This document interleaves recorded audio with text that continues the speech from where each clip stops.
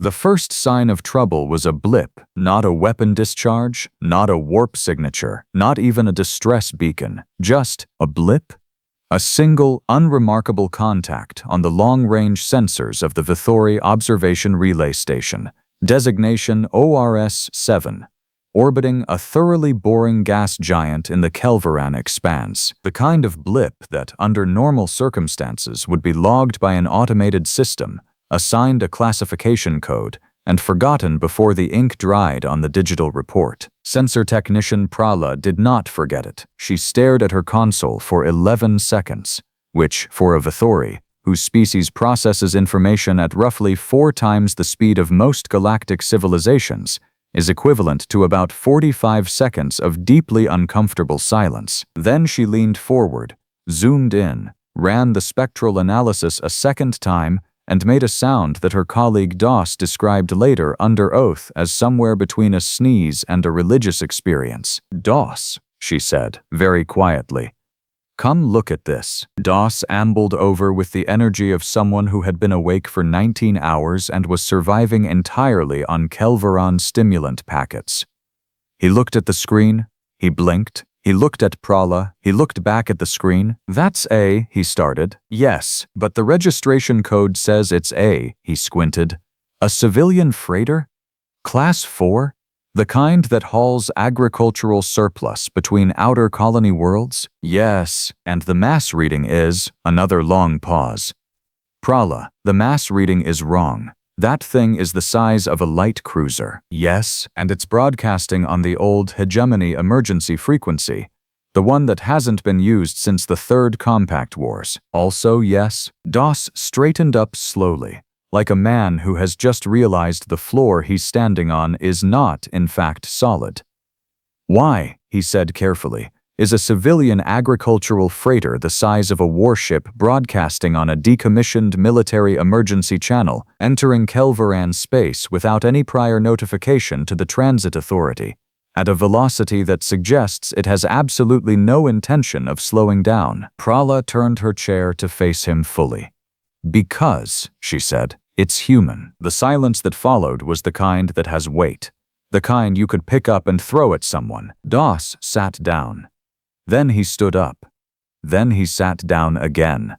Then he reached for his stimulant packet, found it empty, and made a second sound that Prala would later describe, also under oath, as a man being emotionally defeated by a beverage container. "We have to report this," he said. "I know. To the regional coordinator." "I know. Who is going to report it to the sector governor?" "I know. Who is going to..." "Doss." "I know." He filed the report. It took him 4 minutes to write 3 sentences, which is the fastest anyone has ever accurately conveyed the phrase, "a human vessel has entered the system," while also implying, through careful word choice and strategic punctuation, that this was entirely someone else's problem now. The report hit the regional coordinator's desk at 0340 station time. Regional coordinator Uthak was asleep. He was dreaming about his retirement property on the Sivan coast, which featured a very pleasant veranda and absolutely 0 humans. His communications officer, a young Pelhari named Sivox, spent 40 seconds debating whether waking him was worth the professional consequences, before deciding that not waking him would result in far worse ones. Uthak read the report. He read it again. He stood up, put on his formal coat, which tells you everything you need to know about his mental state, because Uthak had not worn his formal coat voluntarily in 6 years, and walked to the situation room. "Get me the sector governor," he said. "Sir, it's nearly 0400. Get me the sector governor. Get me the transit authority's emergency line. Get me the Galactic shipping registry, and get me a current position on that vessel." Sivox got him all 4.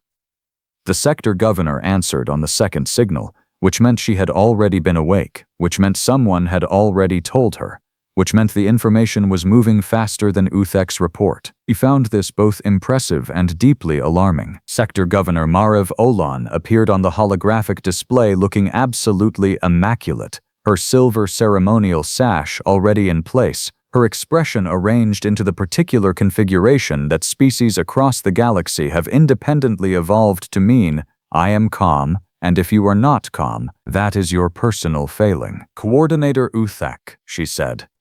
You've seen the contact. I have, Governor. I want to confirm. We're certain of the species classification. The registry match came back 40 minutes ago.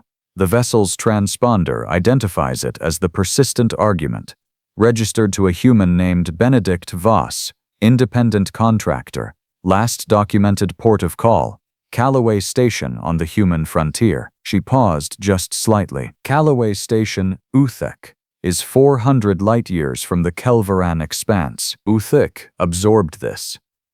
400 through 3 separate restricted transit corridors, 2 sovereign Vithori buffer zones, and the Yanara Nebula, which, I should not have to remind you, is considered unnavigable by every spacefaring civilization currently recognized by the Galactic Compact. So he went through the nebula. Apparently, yes, on purpose. That is one interpretation. Uthak sat down heavily. Across the galaxy, and this is not a metaphor, this is a description of what was literally happening. 47 separate monitoring stations, border relay posts, deep space observation platforms, and orbital defense networks had now flagged the same contact. The data was propagating outward at communication speed, hopping from relay to relay, hitting desks and consoles and personal communication devices belonging to bureaucrats and military officers and trade negotiators and, notably, 3 different alien intelligence agencies who had, until this moment, been under the impression that no human vessel had ever come within 200 light-years of the Kelvaran expanse. The word was spreading. And the word was, more or less, humanity is here, nobody invited them. And the one ship they sent appears to have driven through an unnavigable nebula to get here, which either means they've solved a navigational problem that has stumped every other species for 3 centuries, or the pilot is insane, and the truly unsettling part is that neither option is especially reassuring. On the Vithori Defense Coordination Platform's steadfast resolve, Admiral Thanara Koss was receiving the same data in real time and experiencing the unique professional anguish of someone who has spent 30 years preparing for threats and is now confronting one that doesn't fit any of her categories. The persistent argument wasn't maneuvering aggressively. It wasn't powering weapons. It wasn't broadcasting demands or ultimatums. It was just moving. Steadily, purposefully, at a pace that suggested either a very confident pilot or a navigation system that was doing all the work while the pilot ate a meal. Weapons signature, she asked. Negative, Admiral. No active targeting, no charged emitters. Shields or tactical officer? A young Vithori named Solith hesitated. That's complicated, Admiral. Thanara turned from the display. Uncomplicated. The vessel is broadcasting what appears to be a standard civilian deflector configuration. But the power readings underneath it are, Soleth paused, checking the numbers twice, significantly higher than the deflector array should require, which either means their systems are inefficient or the deflector is using a fraction of the available power and the rest is not currently allocated to anything we can identify. The bridge was very quiet, so it could be a warship, Thanara said. It could be a warship, Admiral.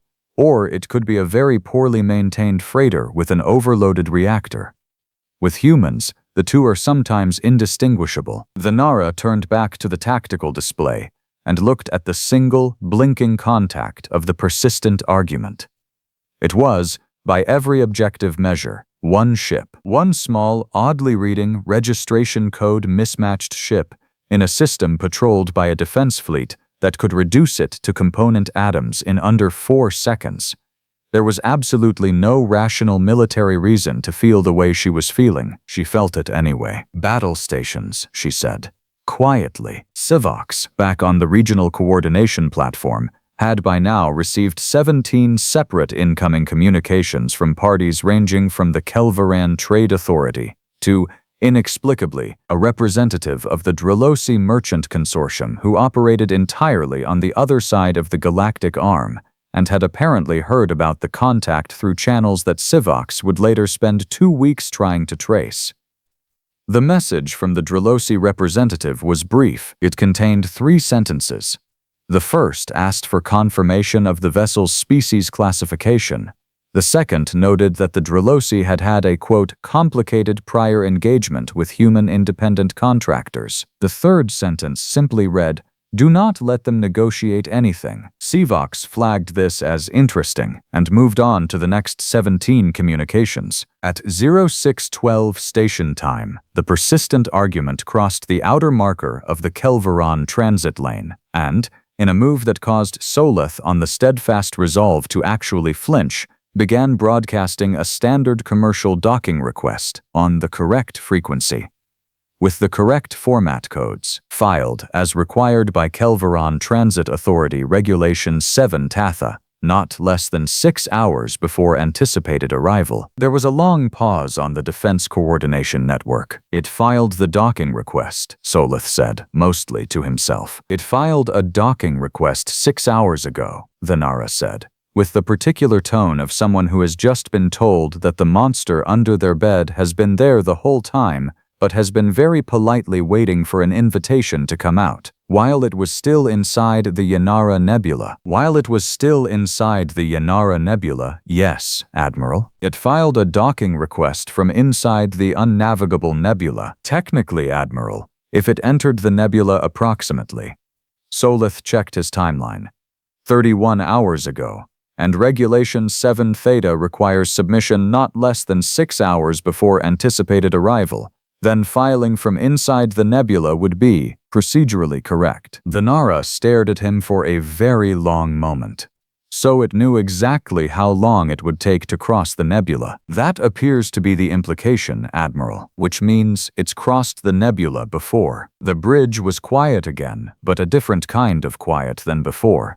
This one had texture to it. The docking request, in the meantime, had landed in the automated queue of Kelvaran Station Orev, where it was processed by a system that had been designed to handle commercial freight manifests and had absolutely no protocol for. Vessel has arrived from inside a region officially designated as impossible to navigate.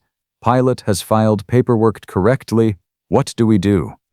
The system did what automated systems always do when confronted with something outside their parameters. It issued a confirmation receipt, assigned a berth number, and forwarded the anomaly flag to the station master. Station Master Helov had been in his position for 11 years.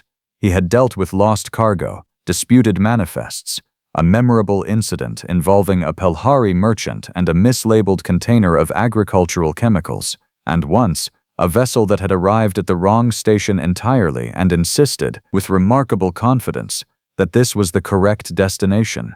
He had never, in 11 years, dealt with a human. He looked at the docking confirmation. He looked at the anomaly flag. He looked at the berth assignment, which was, through sheer automated coincidence, berth 44, the largest commercial berth on the station, designed for bulk freighters, which was going to make a civilian agricultural vessel look very small and very alone in a very large space. He pulled up the vessel's approach vector on his display and watched the persistent argument slide through the outer lane markers with the calm, unhurried confidence of something that has decided exactly where it is going and has no interest in discussing alternatives. Then he did something that was, in retrospect, either very brave or very naive. He opened a direct hailing channel. "Persistent argument," he said. "This is Kelvaron Station Orev.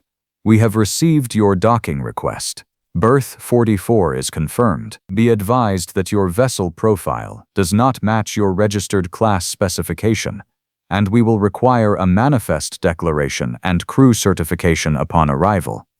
He paused. Then, because he was Helliv and he had been doing this for 11 years and he had a professional reputation to maintain, he added, "Welcome to Kelvaron space." The response came back in approximately 4 seconds, which is faster than any communication lag should have allowed at that range, which was a separate problem that nobody would address until much later. The voice was human.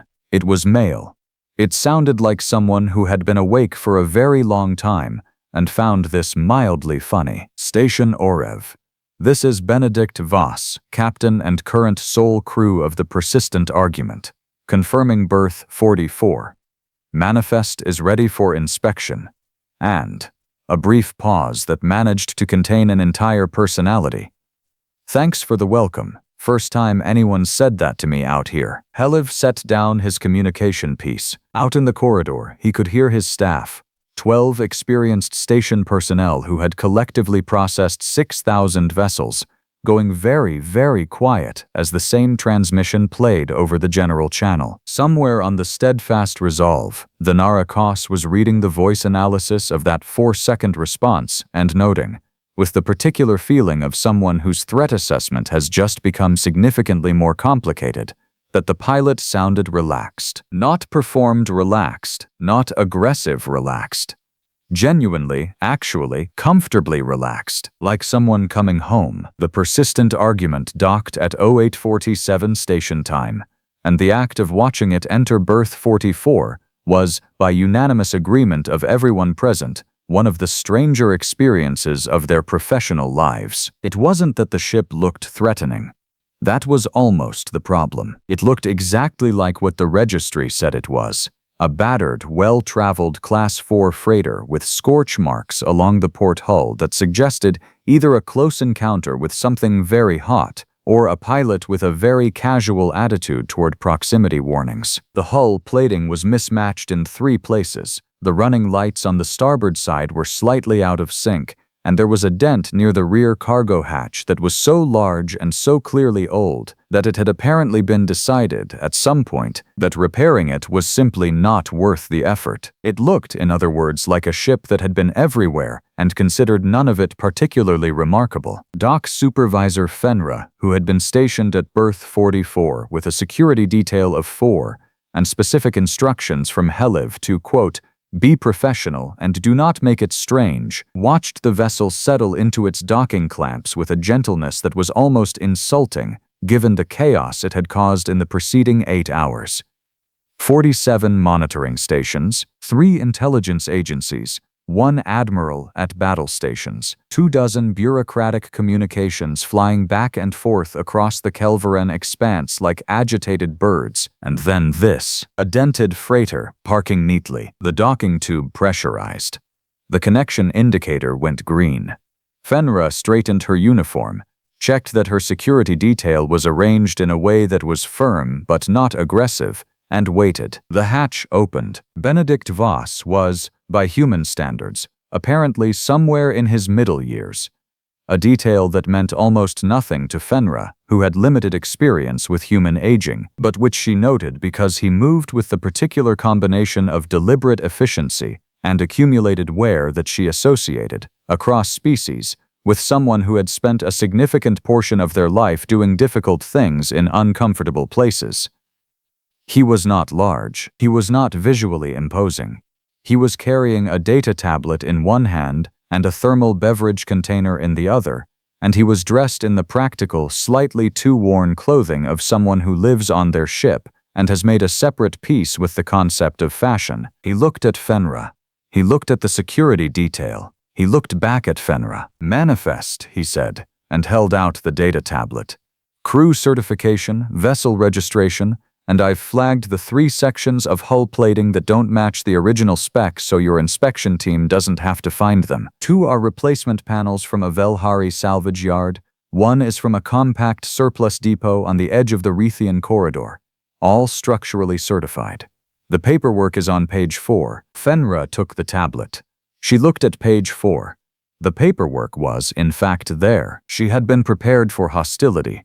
She had been prepared for demands. She had been prepared, based on some of the intelligence briefings she'd skimmed in the last 2 hours, for the kind of aggressive confidence that the reports described as characteristic human negotiating posture. She had not been prepared for a man who had apparently pre-organized his inspection documentation. "Thank you," she said, because 11 years of professional conditioning kicked in, and that was the correct response. "Sure," said Benedict Voss, and took a drink from his thermal container. The inspection took 40 minutes. Voss walked the team through the cargo hold, agricultural analysis equipment, survey sensors, a rack of sample containment units, all correctly labeled, all matching the manifest, answered every question directly, and at one point helped one of the junior inspectors reach a access panel that was, due to a combination of the inspector's height and the ship's admittedly eccentric interior layout, slightly inaccessible. He did this without being asked, and without making it into anything other than a logistical problem being solved. Fenra filed her inspection report at 0941. It was, technically speaking, clean. She also filed a supplementary note, which she addressed to Heliv and which contained the sentence, "I don't know what to tell you," followed by 3 paragraphs of meticulously observed detail. The report reached Uthek's desk by 10:15. It reached Governor Oron's desk by 10:20. It reached Admiral Koss, who had by now stood down from battle stations but had absolutely not relaxed, by 10:22. The Nara read it twice. Then she contacted her intelligence officer, a Vithori named Karith, who had spent the last 4 hours compiling everything available on both the persistent argument and its registered owner. "Tell me about Benedict Voss," she said. Karith pulled up the file. Independent contractor, licensed under the Human Frontier Commerce Authority, operating for approximately 19 years, no military service record, which is notable because the registration gap in his early history is consistent with, though not confirmatory of, a prior identity under the Human Exploratory Corps, the unit that was formally dissolved about 20 years ago after the Zenith incident. "The Zenith incident," the Nara repeated. "The one we're not supposed to officially know about." "Yes, Admiral." The Nara absorbed this. The Zenith incident was, depending on your perspective, either a remarkable demonstration of human navigational capability or a deeply alarming one. A human survey team had entered a region of collapsed subspace that 3 compact member species had independently certified as permanently impassable and had come out the other side 17 days later with complete navigational charts, 3 new stellar catalog entries, and a survey report written in a tone that the compact intelligence analysis had described, with visible discomfort, as almost conversational. "So he's done this before," she said. "The nebula, not the Yanara specifically, Admiral, but the category of thing, almost certainly yes. What does he want?" Karith hesitated in the way that intelligence officers hesitate when the answer is either very simple or very complicated, and they genuinely don't know which. He filed a commercial inquiry with the Kelvaron Trade Bureau 2 weeks ago. Before he entered the nebula, he's looking for a resupply contract, someone to haul agricultural survey equipment to the outer Kelvaron colonies. Standard commercial work. The Nara stared at the display. "He caused a galaxy-wide alert," she said slowly, "to get a freight contract. To be fair, Admiral, we caused the alert." He filed his paperwork correctly. She closed the intelligence file. She sat for a moment with the particular stillness of someone recalibrating their understanding of a situation from the ground up. Then she did something that surprised Karith considerably. She laughed. It was brief and controlled, and she would deny it later, but it happened. "Get me the Trade Bureau representative," she said, "and get me a direct line to Station Orev." While the military and governance apparatus of the Kelvaron Expanse was busy recalibrating, Benedict Voss had, in the way of someone with no particular agenda and a very full thermal container, found the station's commercial concourse and located a vendor selling something that the vendor described as a hot grain beverage and that Voss apparently considered acceptable because he bought 2. He was sitting at a small table near the observation window, looking out at the transit lanes with the expression of someone who is either thinking very deeply about something or thinking about absolutely nothing at all, when Heliv found him. Heliv sat down. He had not planned to sit down.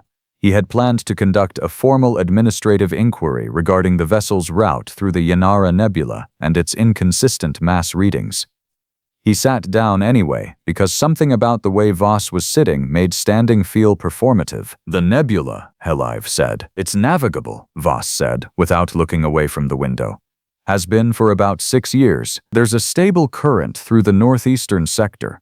You have to go in at a specific approach angle, and you lose long-range comms for about 9 hours in the middle section, but the path itself is clear. Someone will publish the charts eventually."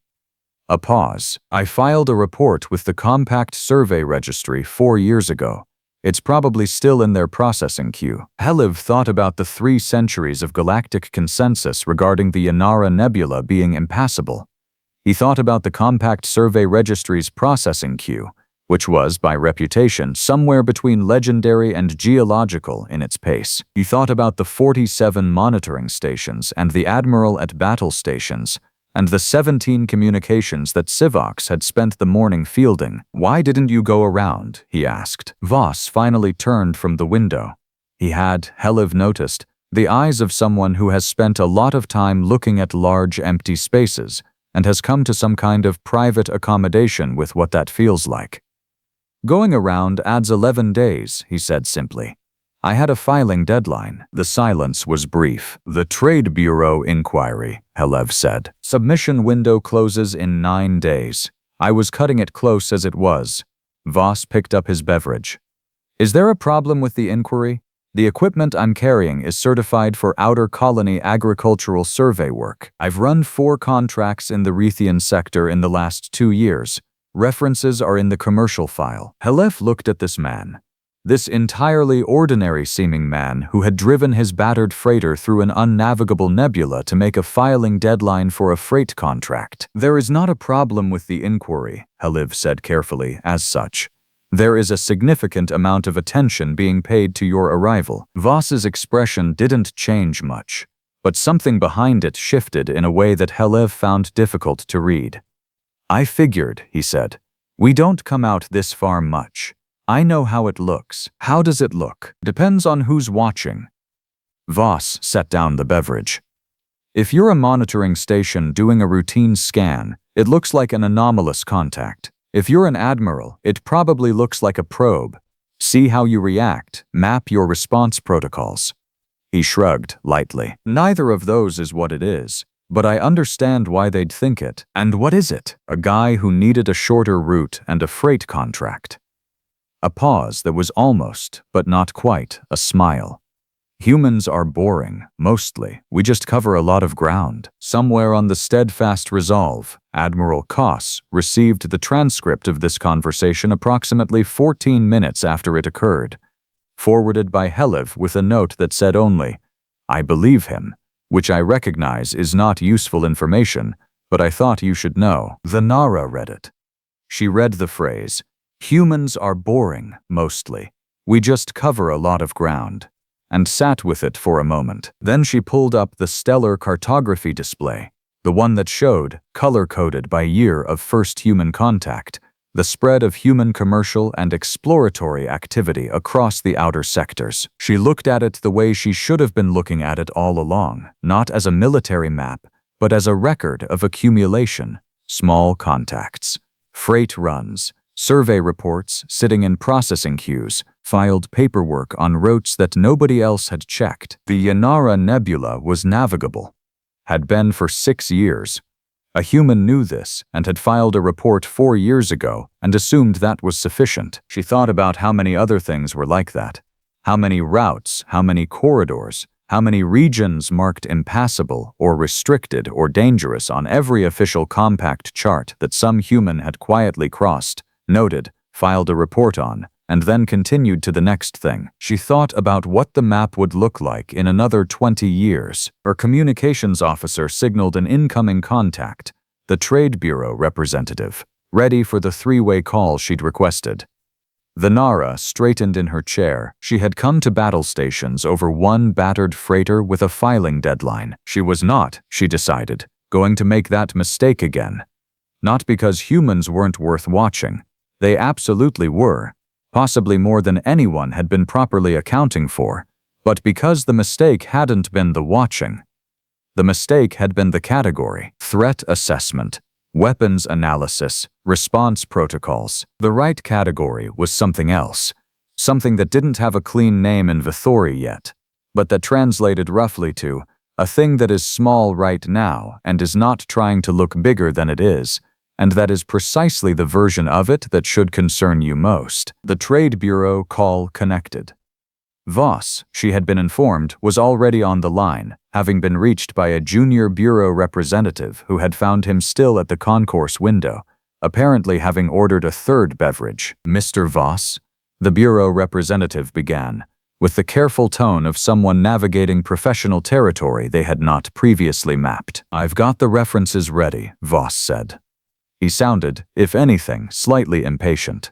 Not aggressive, just efficient.